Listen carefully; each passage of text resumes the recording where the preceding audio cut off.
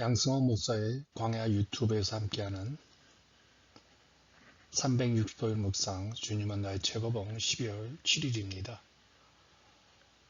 제 광야 벙커 유튜브에는 제 설교와 주님과 매일 하루 함께 살게라는 제 영상 글 주님은 나의 최고봉 세 가지 내용들이 올려져 있습니다.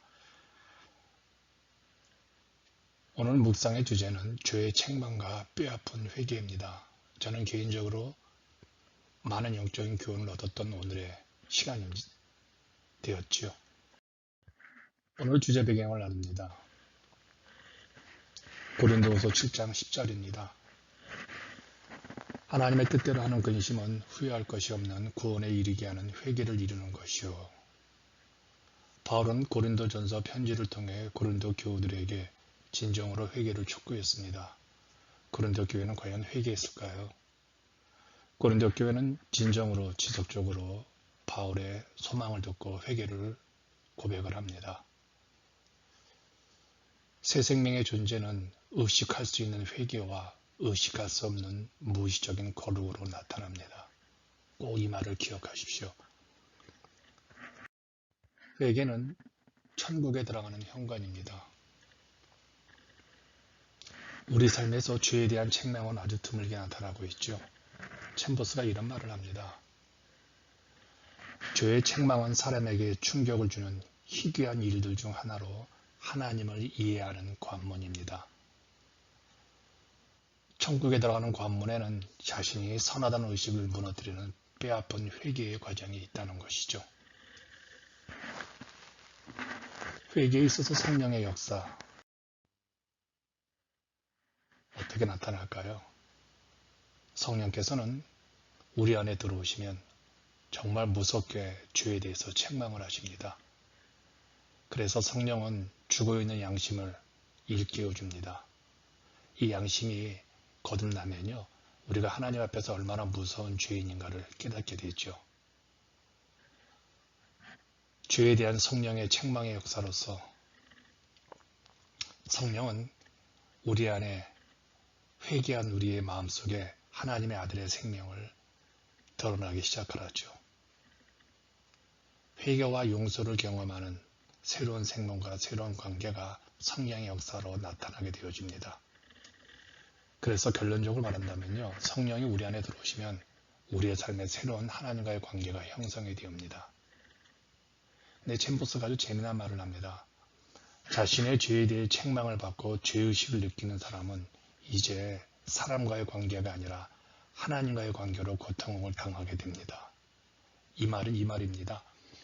우리가 사람과의 관계에서 실수하고 관계가 끊어지면 이상하게 하나님과의 관계에서 내가 뭘 잘못한 건가 하고 찾기 시작한다는 거예요. 그러니까 모든 관계가 하나님과의 관계에서 무너졌기 때문에 사람과의 관계가 내가 불편함을 누리고 있다는 것이죠. 이런 새로운 관계가 형성이 되어진다는 것입니다. 이 대표적인 인물이 다윗이죠. 다윗의 회개가 소개되고 있는 곳이 시편 51장 4절에 있습니다. 그가 이렇게 말합니다. 내가 주께만 범죄하여 주의 목전에 악을 행하였사오니. 사람에게 범죄한 것도 하나님 앞에 범죄했다는 바로 그 의미예요. 당시 다윗은 왕으로서 한 여인을 취했습니다. 근데 왜 이 행위가 죄로 느껴졌을까요? 당시 왕들은 아무 여인이나 취했습니다. 더구나 그런 행동에 대하여 누가 왕에게 지적질할 수 있을까요? 여기서 중요한 이야기를 합니다. 다윗의 회개는 하나님 앞에 섰을 때 찾아온 겁니다. 그가 당연히 왕으로서 누리고 가질 수 있는 마땅함이 아니라 그가 하나님 앞에 한 신앙이로 섰을 때 찾아온 무서운 죄에 대한 질책인 것이죠. 이것이 다윗과 사울의 차이점입니다. 그리고 이것이 다윗이 하나님의 마음에 합한 삶으로 만들었던 것입니다. 다윗의 거룩함. 이제 우리의 거룩함을 한번 추적해 보겠습니다. 거룩은 선을 행함과 관계에 있는 것이 아니라 선을 행하는 그런 데서 오는 것이 아니라 하나님과의 전적인 그분 앞에 회개함과 사죄에서 시작이 됩니다. 챔버스가 이런 말을 했죠. 오직 용서받은 사람만이 거룩한 사람입니다. 그는 자신이 용서함을 받았다는 사실을 하나님의 은혜로 말미암아 과거와는 정반대의 사람이 됨으로써 증거합니다. 진정한 회개가 일어나면요, 인격이 근본적으로 변한다는 것이죠. 그래서 진정한 회개란 단순히 자신의 행한 일에 대한 후회에 그치는 것이 아니죠. 하나님 앞에서 나는 죄인이라고 고백하는 겁니다. 오늘 묵상에 아주 중요한 이야기를 하겠습니다. 정말 아주 중요한 이야기입니다. 의식적인 회개와 무의식적인 거룩이란 단어입니다. 저는 개인적으로 이 의미가 오늘 묵상에서 제가 갖게 되는 최고의 축복이었습니다. 챔버스가 이렇게 말을 하죠. 새 생명의 존재는 의식할 수 있는 회개와 의식할 수 없는 무의식적인 거룩으로 나타납니다. 무의식적인 회개 또는 의식적인 거룩으로 나타날 수는 없지요. 우리가 놓치고 있는 영적인 현실을 지적하고 있습니다. 우리가 가슴을 치는 정말 의식적인 회개를 하지 않고 그리스도인이 되었다는 이 생각은 그렇다면 착각이라는 겁니다.